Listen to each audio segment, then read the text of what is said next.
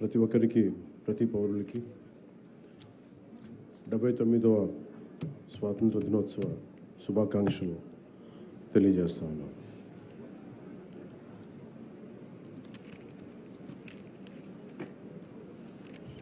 ఇది స్వాతంత్రం చాలా త్యాగాలతోటి సాధించుకున్నది. ఈ రోజున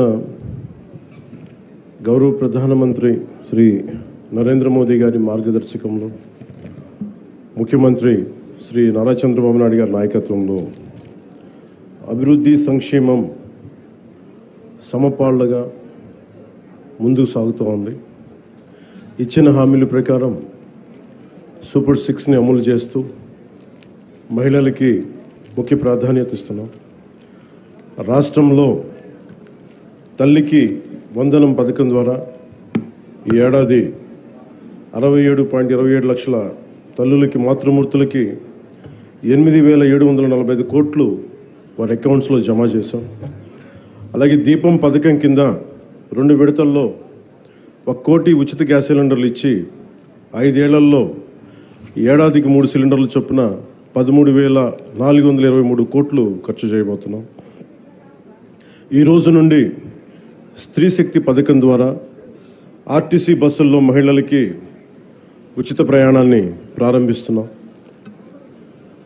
పంచాయతీరాజ్ బాధ్యతలు స్వీకరించిన వెంటనే జాతీయ పండుగల నిధులను మైనర్ పంచాయతీలకి 100 నుంచి 10,000కి, మేజర్ పంచాయతీలకి 250 నుంచి 25,000కు పెంచి సర్పంచుల ఆత్మగౌరవాన్ని కాపాడాం.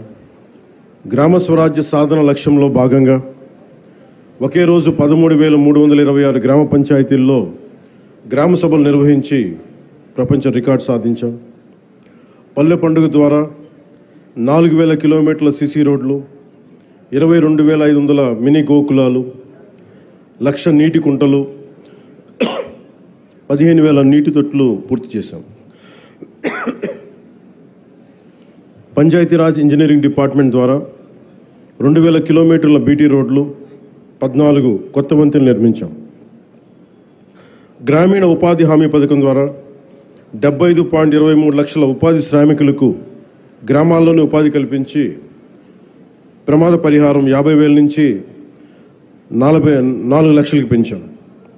అడవి తల్లి బాట కింద కొండ ప్రాంతాల్లో 1,005 కోట్లతోటి 625 గిరిజన గ్రామాలను అనుసంధానిస్తూ 1,069 కిలోమీటర్ల రోడ్ల నిర్మాణానికి ప్రధానమంత్రి జనజాతి ఆదివాసీ న్యాయ మహా అభియాన్ కింద ఉపాధి హామీ పథకం కింద రాష్ట్ర నిధులతోటి శ్రీకారం చుట్టాం.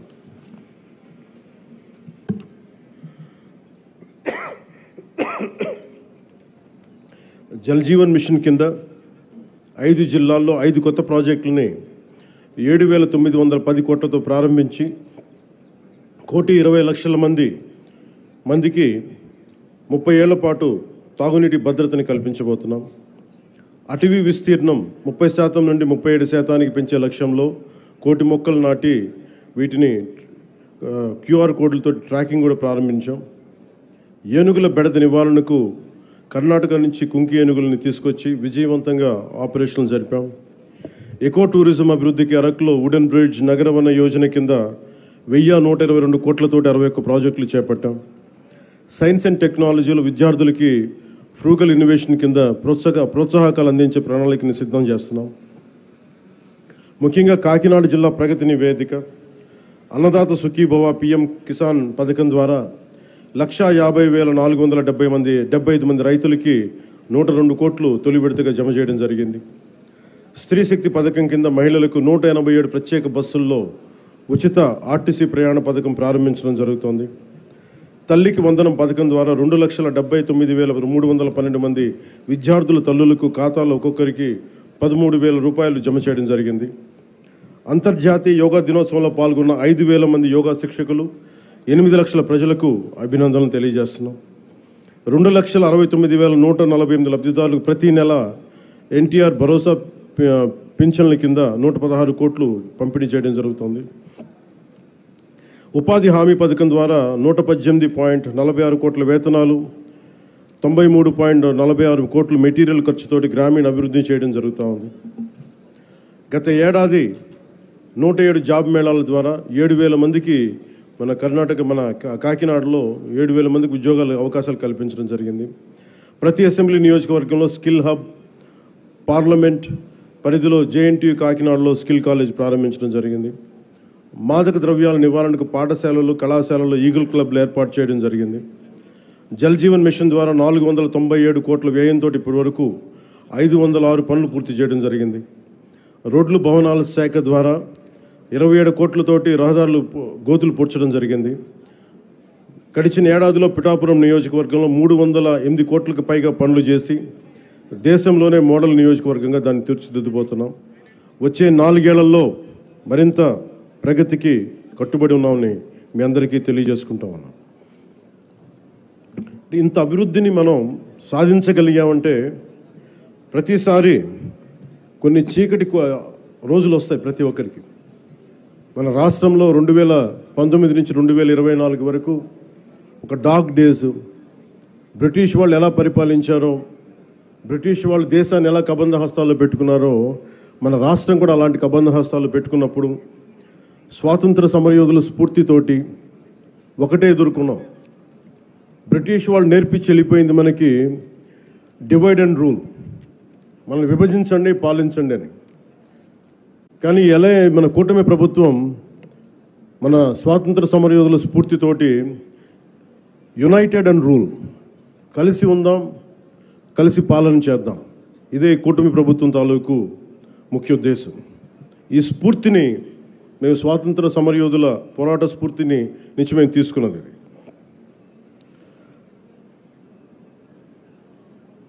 ప్రతి ఒక్కరికి, స్కూల్ పిల్లలకు కానీ పెద్దవాళ్ళకి కానీ ఆగస్టు 15న ఒక ఆనవాయితీగా కాకుండా దీన్ని మనం గుండె లోతుల నుంచి చేసుకోవాల్సిన అవసరం చాలా ఉంది. దీనికి వెనకాల ఎంత కష్టపడ్డారు నేను ట్వీట్ కూడా చేశాను. ఇదే రోజు నిన్న ఆగస్టు 14న లాహోర్ డిక్లరేషన్ సమయంలో దేశ విభజన జరుగుతున్నప్పుడు, కరెక్ట్గా ఒక 9 నెలల ముందు, సంవత్సరం ముందు దేశ విభజన జరుగుతున్నప్పుడు లాహోర్ కూడా పాకిస్తాన్లోకి వెళ్ళిపోద్ది అని తెలియదు ఎవరికి. సడన్గా డిక్లేర్ చేయగానే దానివల్ల అక్కడ ఉన్న ప్రజలు, భారతదేశ ప్రజలందరూ వెళ్ళిపోవాలి ఇక్కడి నుంచి అని చెప్పి మత ప్రాతిపాదికన పంపించేస్తే అది ఎంత దారుణాలు జరిగినాయి అంటే ఆగస్టు 14 వరకు అక్కడ రాత్రికి రాత్రి కొన్ని దశాబ్దాలుగా, కొన్ని శతాబ్దాలుగా వాళ్ళ దేశం, వాళ్ళ ప్రాంతం అనుకున్నది పరాయి దేశం అయిపోయి అక్కడి నుంచి పారిపోయి ప్రాణాలను అరచేతులు పెట్టుకొని రావాల్సి వచ్చిన పరిస్థితులు. అలాంటి పరిస్థితులను ఒకవైపు పంజాబ్లో మహిళలు సామూహిక మానభంగాలు గురవుతూ చాలా నిర్దాక్షిణ్యమైన పరిస్థితుల్లో ఉండి, అంటే మన స్వాతంత్రం చాలా తేలిక సంపాదించుకున్నాం, కేవలం ఏమంటారు అహింసా విధానాల ద్వారా మనం సంపాదించుకున్నాం అంటాం. కానీ వాస్తవానికి మన స్వాతంత్రం రావడానికి చాలా హింస జరిగింది. మనం ఎంచుకున్నది ప్రప్రథమంగా అహింస విధానాలు కావచ్చేమో కానీ దేశాన్ని నుంచి విడిపోవాలనుకున్న వాళ్ళు మటుకు హింసనే నమ్మారు. అది ఈ రోజుకి, దేశ విభజన జరిగినప్పటి నుంచి ఈ రోజు మన ఆపరేషన్ సింధూర్ దాకా మత ప్రాతిపాదికన హింస జరుగుతూనే ఉంది. ఎక్కడ కూడా భారతదేశం తన లౌకిక విధానాన్ని ఎప్పుడు మర్చిపోలేదు. దేశ విభజన జరిగిన తర్వాత మనకి మతాన్ని సంబంధం లేకుండా భారతదేశ సార్వభౌమత్వాన్ని గౌరవించి లౌకికవాదాన్ని ముందుకు తీసుకెళ్లే ఉద్దేశంతో మనం మతాలకి సంబంధం లేకుండా ఒక అబ్దుల్ కలాం గారిని కానీ ఎవరినైనా సరే మనం ప్రెసిడెంట్స్గా తీసుకున్నాం, గుండెల్లోకి తీసుకున్నాం. కానీ ఇది పాకిస్తాన్లో లేదు. పాకిస్తాన్లో ఎవరిని కూడా ఒక హిందూ క్రికెటర్ కానీ ఉంటే వాళ్ళు వెళ్ళిపోయే విధానం కానీ, అలాగే ఒక హిందూ ఒక బలమైన స్థానాల్లో కనిపించే నాయకులు కానీ ఎక్కడ కనిపించరు. అంటే వాళ్ళు విభజన కోరుకుంది మత ప్రాతిపాదికన, కానీ దాన్ని మనం ఎప్పుడు అలా తీసుకోవాలి. మత ప్రాతిపాదికన 2 దేశాలు విడిపోయినప్పటికీ భారతదేశం అత్యధికంగా హిందువులు ఉన్నప్పటికీ కూడా అన్ని మతాల వారిని సమానంగా గౌరవించి ముందుకు తీసుకెళ్లే సంస్కృతి భారతదేశానికి. దీనికి లౌకికం విధానం అనేది మా ఈ సంస్కృతిలో ఉన్నది. ఈ సంస్కృతికి ఎవరు నేర్పించక్కర్లా, పరాయి వాళ్ళు నేర్పించక్కర్లా, యూరోపియన్స్ నేర్పించక్కర్లా. ఇది మన లోపల ఉంది. ఈ స్ఫూర్తిని మనందరం ముందుకు తీసుకెళ్ళాలి. అలాగే ముఖ్యంగా మహిళలకి త్యాగాలకి చాలా పెద్ద పీట వేయాలి అనేది మనస్ఫూర్తిగా మేము ముందుకు తీసుకెళ్తాం. అలాగే మనం ఇందాక మీకు ప్రారంభించి చెప్పినప్పుడు ఈ అభివృద్ధి కానీ, సూపర్ 6 కానీ, పెట్టుబడులు కానీ ఇవన్నీ రావాలి అంటే లా అండ్ ఆర్డర్ చాలా బలంగా ఉండాలి. లా అండ్ ఆర్డర్ బలంగా లేకపోతే వచ్చే దుస్థితి కానీ పెట్టుబడులు రావు. ఉదాహరణకి ఉత్తరప్రదేశ్లో యోగి ఆదిత్యనాథ్ గారు ముఖ్యమంత్రిగా ప్రమాణ స్వీకారం చేసిన తర్వాత 8 సంవత్సరాల కాలంలో అది 15 లక్షల రూపాయల కోట్ల పెట్టుబడిని ఆకర్షించడం జరిగింది. దానికి కారణం అంతకుముందు ఒక అన్రూలీ స్టేట్గా ఉండేది. పెట్టుబడులు రావడానికి సాహసించేవారు కాదు. కానీ ఆయన రాగానే ఆయన పెట్టింది లా అండ్ ఆర్డర్ చాలా బలంగా ఉండాలి. దానివల్ల ఈరోజు వాళ్ళకి 15 లక్షల పెట్టుబడి వచ్చింది. అలాగే ఆంధ్రప్రదేశ్కి లా అండ్ ఆర్డర్ చాలా చాలా క్లిష్టమైంది. అలాగే భవిష్యత్తుని పదే పదే ఈ కూటమి ప్రభుత్వం ఒక దశాబ్దన్నర ఎందుకు ఉండాలి అని అంటున్నానంటే సుస్థిరత ప్రజలకు ఇవ్వాలన్న ఒక ఉద్దేశం తప్ప పదవుల్లో కూర్చొని దీన్ని ఎంజాయ్ చేయాలి లేదంటే దీన్ని ఆస్వాదించాలన్న కాంక్ష ఎవరికి లేదు. కానీ ఈ దుస్థితి నుంచి, ఎందుకంటే అనుక్షణం ప్రతిపక్ష నాయకులను చూస్తూనే ఉన్నారు. జాతీయ స్థాయి ప్రతిపక్ష నాయకుల నుంచి ఓడిపోతేనేమో సడన్గా ఓట్ చోరీ అంటారు. వాళ్ళు గెలిచినప్పుడేమో ఓట్ చోరీలు కనిపించే వాళ్ళకి. గత ప్రభుత్వంలో కూడా చూసాం. 2019లో వాళ్ళు గెలిచినప్పుడు మేము ఎక్కడా మాట అనలా. ప్రజలు తీర్పు ఇచ్చారు, దాన్ని గౌరవించాం. 2024లో 151 సీట్లు కూటమి ప్రభుత్వానికి ఇచ్చి 164 కూటమి ప్రభుత్వానికి ఇస్తే సడన్గా వారికి ఏమనిపించిందంటే ఇది ఓట్ల గురించి మన ఓటింగ్ మెషిన్లో తప్పంటాం. అంటే గెలిచినప్పుడు ఒక న్యాయం, ఓడిపోయినప్పుడు ఇంకో న్యాయం. ఇది రాష్ట్రం, జాతీయ స్థాయి నుంచి రాష్ట్రం వరకు ఒకటే విధంగా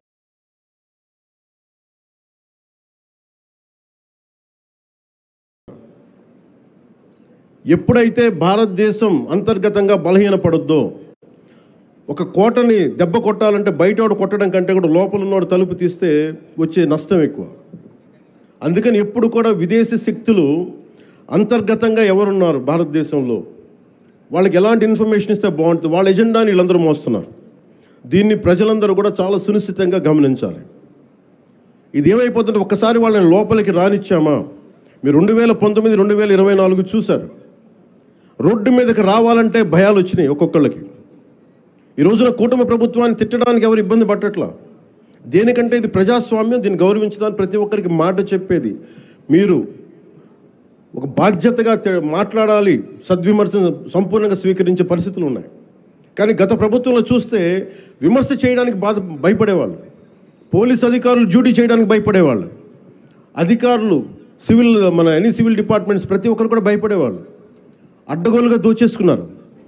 ఇవన్నీ కూడా విదేశీ శక్తులకి ఇది ఆలవాలం అయిపోద్ది. వారికి కనుసైగలు వీళ్ళందరూ మెలుగుతున్నారు. వీళ్ళందరూ అలా చూడాలి దీన్ని. అందుకని ప్రజల్ని నేను కోరుకునేది, ఈ 79వ స్వాతంత్ర దినోత్సవ శుభ సందర్భంగా మీరు అంతర్గత శత్రువుల్ని ఒక కంట ఇప్పుడు మీరు కనిపెట్టి ఉండాలి. నేను కాకినాడ పోర్టు విషయంలో కూడా నేను అంత గొంతెత్తడానికి కారణం, చాలా ఎందుకులే మనం వదిలేస్తా ఉన్నాం. ఆంధ్రప్రదేశ్కి 974 నుంచి 974 కిలోమీటర్ల తీర ప్రాంతం ఉంది. ఇది మన పెట్టుబడులకి చాలా మంచిది. కానీ అది ఒక్కసారి మన సరిగ్గా లేకపోతే అది బలహీనత కూడా అయిపోతుంది.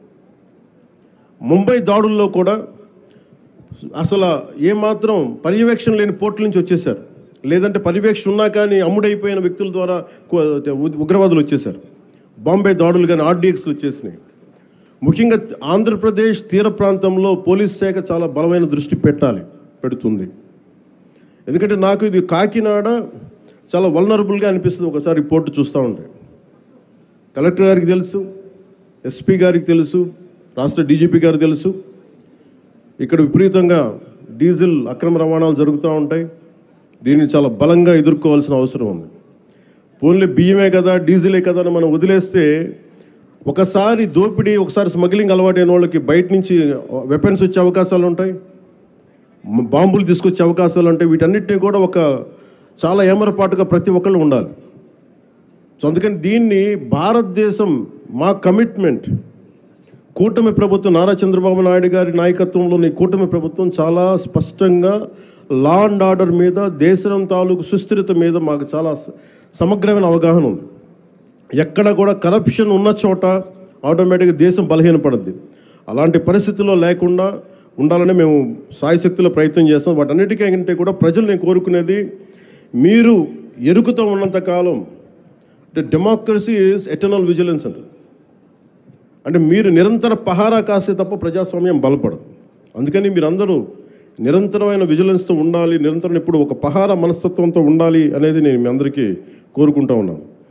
అంటే ఇవన్నీ మనం ఎక్కడో కాశ్మీర్లో జరిగిన ఇష్యూస్ మనకేంటి అనుకుంటే, ఆపరేషన్ సింధూర్ మన వైజాగ్లోను, మన కావల్లో, నెల్లూరు జిల్లా కావల్లోనూ ఉగ్రవాదులు చాలా దారుణంగా కాల్చి చంపేశారు. దానికి బిఫిటింగ్ రిప్లై ఇచ్చాం, చాలా బలమైన రిప్లై ఇచ్చాం. కానీ మనం పెట్టుకోవాల్సింది, మన లోపల ఉన్న దేశాన్ని సుస్థిరతని దెబ్బతీసే ప్రతి ఒక్క వ్యక్తిని కూడా మనం దృష్టి పెట్టాలి, దృష్టి సారించాలి. ఇది ప్రతిసారి ప్రభుత్వం, పోలీస్ అధికారులు అనే కంటే కూడా ప్రతి ఒక్క పౌరుడి బాధ్యత ఇది. నేను నా వంతు బాధ్యతను నిర్వర్తిస్తున్నాను. అలాగే ప్రతి ఒక్కరు కూడా మీ వంతు బాధ్యతని నిర్వర్తించాల్సిందిగా మనస్ఫూర్తిగా నేను కోరుకుంటా ఉన్నాను.